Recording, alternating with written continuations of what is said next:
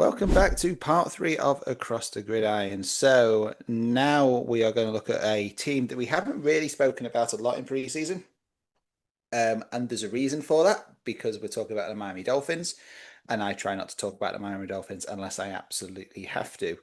Um, but let's do a very sort of quick rundown on where we think the Dolphins are this season, how we think we can, and how do think they're going to get on this season, just based purely on what we're looking at so far.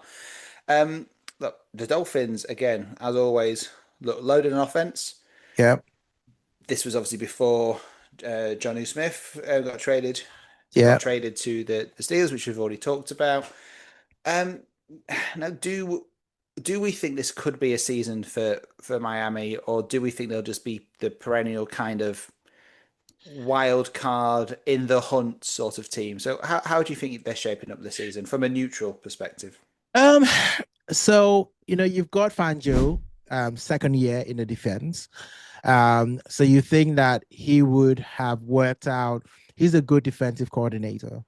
So you gotta reckon with him and think that defensively, they're gonna be good. I think there will be a match for anyone as well. You've still got the fastest two wide receivers in the league, Tyreek Hill and Jalen Waddle. So you know that offense is going to be electric. But I think the biggest question that every Miami fan will always have is Tua. Can he stay healthy and for how long? Right? Oh, Because definitely. because when Tua plays, he's pretty accurate, right? He's pretty accurate, and Miami wins more where he plays. He's a decent quarterback. He's actually no, he's better than a decent quarterback. Actually, Tua is quite capable of being a Pro Bowl player. Hmm. He's quite capable of being an All Pro player. He just cannot stay, healthy, and I think that's always the thing. Every time he takes a knock and he falls on the ground, we were talking about, us at our ages that we fall down, it's hard to get up, right? And Tua, you've got to every time he gets hit, you're almost wincing and thinking, "Oof, is that it? Is he coming back up? Are we seeing him in the next game? Are we not seeing him for the next two games?" So, but that has got to be the biggest question for the Dolphins, and the Dolphins, always seem like this track team, right? All splash, flashy.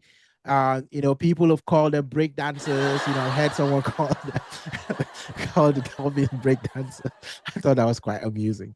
Um, but but we need you need more, and this is one thing to say that a team doesn't have grit, and that's almost unfair because the NFL is a violent sport. We all know this, so there are no teams that are soft in the NFL. That's just not the case. But you hear the stories about the Dolphins in cold weather, right? How they perform or how they do not perform in the cold weather. You hear stories about never beating big teams. It's always the thing that's labeled against the Dolphins. They do well against lots of mediocre teams, but when they come against big teams, they always seem to stutter. And you can put down to psychology. You can put down to talent. I've got better players than you. You can put down to coaching. Um, you can just put down to just being unlucky. Because when you really look at some of those big games, I remember I think it was 2 years ago the Dolphins played the Cowboys, and I don't remember if you remember this game. It was a high scoring game. I think the Dolphins won that game. Um, but it could have gone the Cowboys' way, right? There was a CD Lamb, touchdown, that he broke for a couple of yards, to score that touchdown. And I think CD Lamb went off injured in that game, if I remember correctly. But you see, games like that, right, can swing one way or the other, right? Especially when you play the big teams. And that's true of any sports, right? When we look at, the sports that we love, football here in the UK, you look at the Champions League and then you've got a Real Madrid, versus the Manchester City, or you've got PSG, versus Inter Milan. Someone has got to lose, right? And, you look at PSG for a long time, people just said they were perennial losers. They just couldn't get over the hump when they played the really big teams in Europe. And what did they do?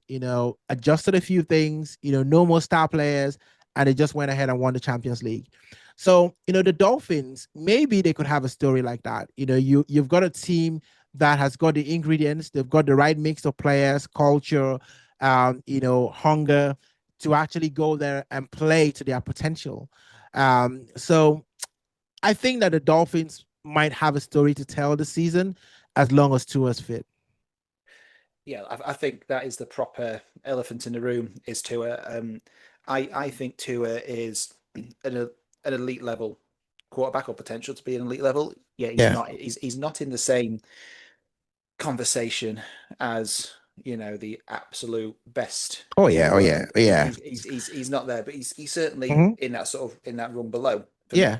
And this is a team that's built seems to be built very much around Tua's strengths. He was their big draft. We haven't had a good quarterback or consistent quarterback for some time. Tua was where they sort of were Tua was a quarterback they were betting the house on. Now, if you look at I was just doing while you were talking, I was looking at some of the records with and without Tua, right? Because I think last season, I mean, without looking at any numbers for last season it was stark contrast.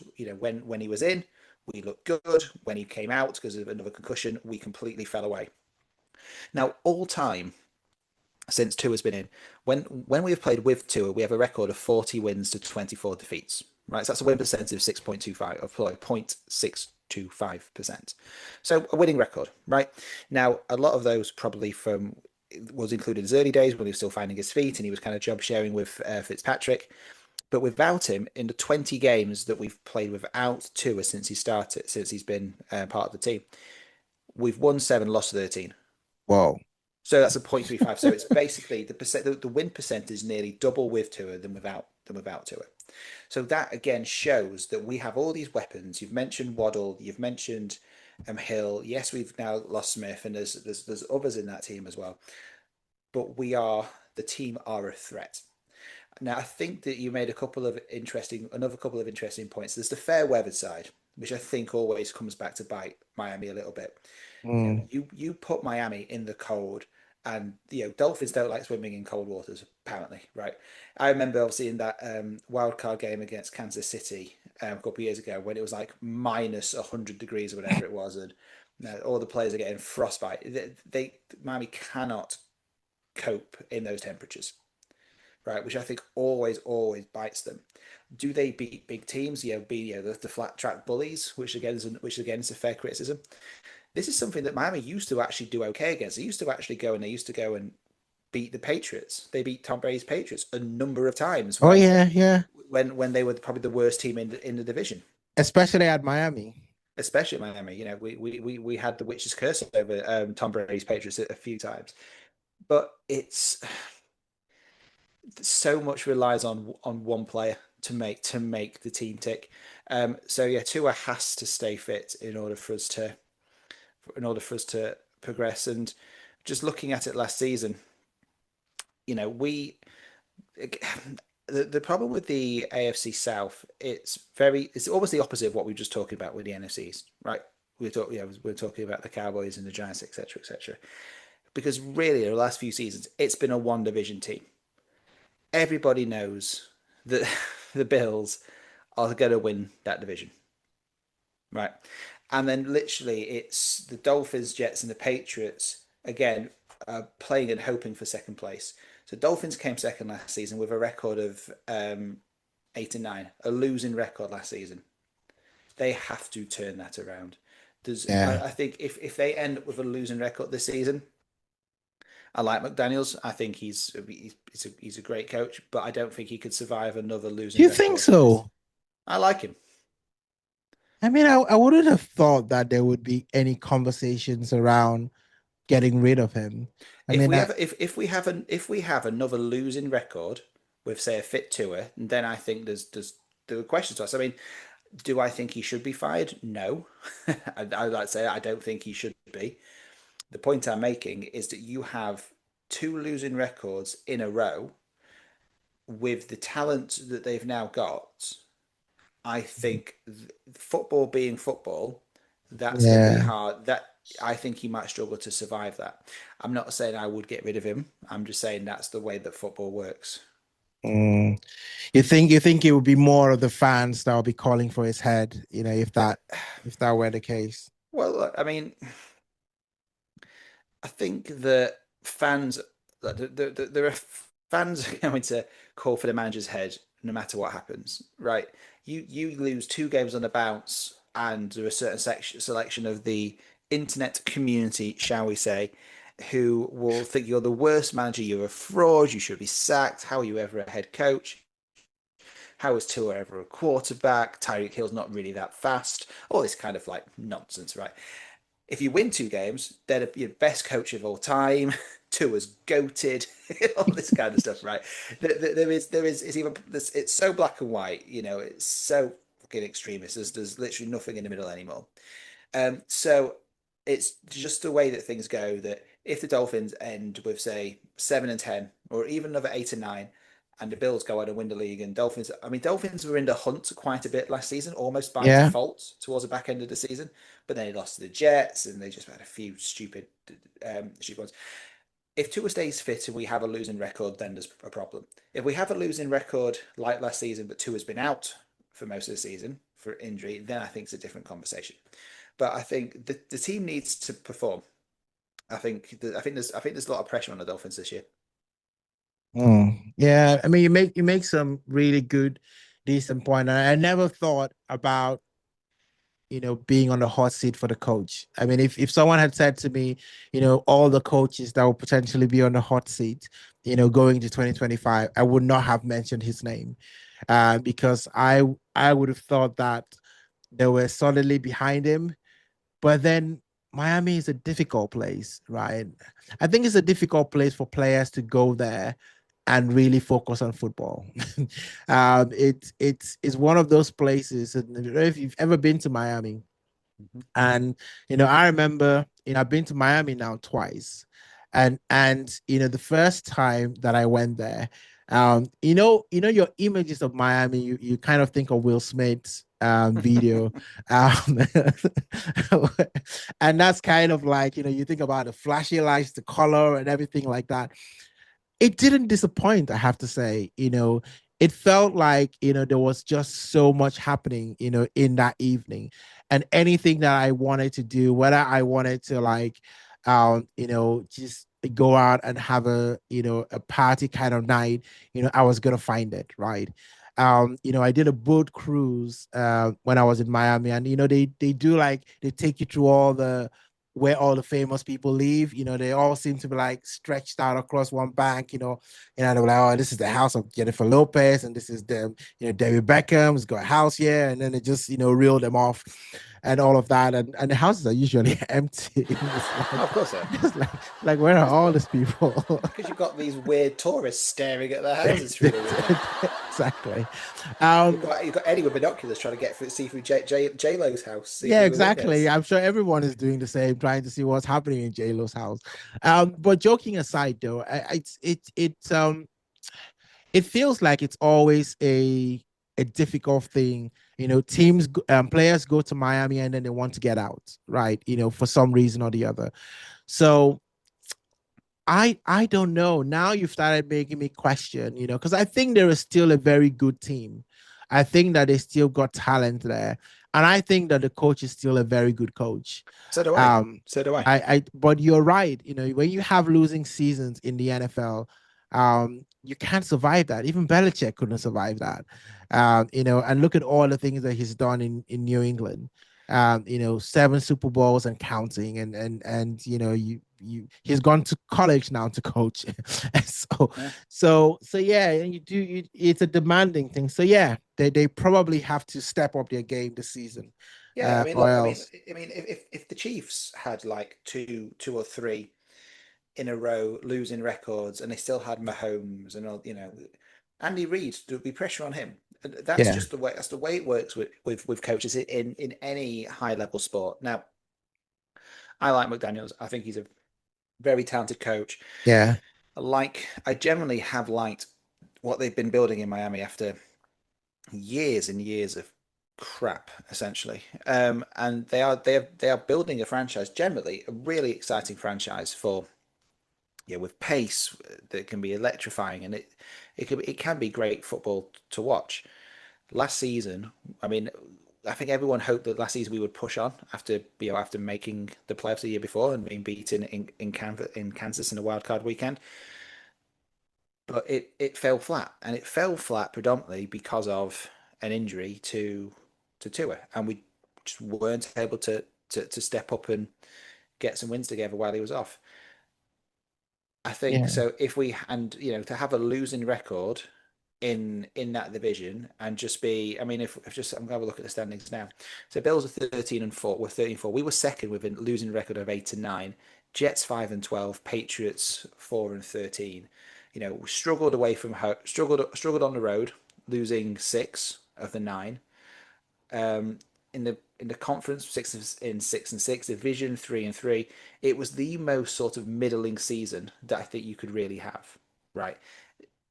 And if everybody stays fit, there'll be a pressure to improve that. We are, the Dolphins are the second best team in that division, or should be the second best team. They should be pushing the Bills. The Bills are 13-4. There's no reason why the Dolphins, if two was fit, shouldn't be getting 12-5, Yeah. 11-6. Didn't happen. And even with Tua, even when Tua came back fit, we lost some daft games towards the back end of that season. So I would, as I said, I think the Dolphins are playing for second place again. I don't know how ready the Jets and the Patriots are to really push them. Obviously, I think with the Patriots should be better than they were last season. Yeah. Drake May Um, showed signs. exactly, absolutely. Um, He's married now with the obligatory best men all in a lineup picture. The stereotypical quarterback wedding photo, I suppose. So I imagine they'll be better. Jets will be better, but Dolphins should be better. I don't think there'll be three teams with losing records next year. I would be surprised if I'd be surprised if there weren't two teams out of that division getting into playoffs next season. Hopefully, Dolphins will be one of them. so I mean, if I look at the fixtures, right? I'm looking at the fixtures and I'm seeing, Colts, Patriots, Bills, Jets, Panthers. Those are like, the first 4 or 5 games. Mm-hmm. I can see, 3 wins, maybe four, in that lineup. The one question game would be the Bills. Yeah, I Uh, wouldn't put money. I mean, we have beaten the Bills during the season before, but you don't put your house on us beating us no, beating the Bills. but I mean, I look at the other games and I'm thinking, yeah, I can see Yeah. a couple of wins there. Then you start off 4-1, the start of the season and everything looking up. But if we lose to the Bills, to the Jets, to the Patriots, it's like, oh, here we Doomsday go. comes Yeah, quickly. to get sat on in the first snap of the season and out for 6 months with another concussion, and everyone's saying, "Oh, why is he still playing? Why isn't he retired?" Think of your family tour. Oh dear. But Yeah. but yeah, as I said, guys, leave your comments below. Do you agree with me? I mean, I'm a natural pessimist as a Sheffield Wednesday fan here in the UK. It's so bad we can't even pay our members as staff at the moment. So at least with the Dolphins, as they are almost a bright light in fandom for me at the moment, which is saying something. But yeah, let us know in the comments how you think the Dolphins will do this season, how you think the AFC South is shaping up. But I think that is a good place for us to wrap up here today. It's nearly 11 o'clock in the evening here in the UK as we're filming, and it's still bloody hot. Uh, as we're filming, This. me and Eddie are Yeah. struggling to Ah, stay ah. stay cool for this. But as I said, guys, thank you for your time. Please leave your comments and your message below. Subscribe, do all that fun stuff. But for now, Mr. Equo, take us home. Thank you for tuning to this episode of Across the Gridiron. So, for more NFL related news, insights, and somewhat outlandish Cowboys opinion and rants, please leave a comment or hit like and subscribe. And don't forget to hit that notification button so you never miss a video of any of our nonsense. And we'll be back soon at Across the Gridiron. On the bed.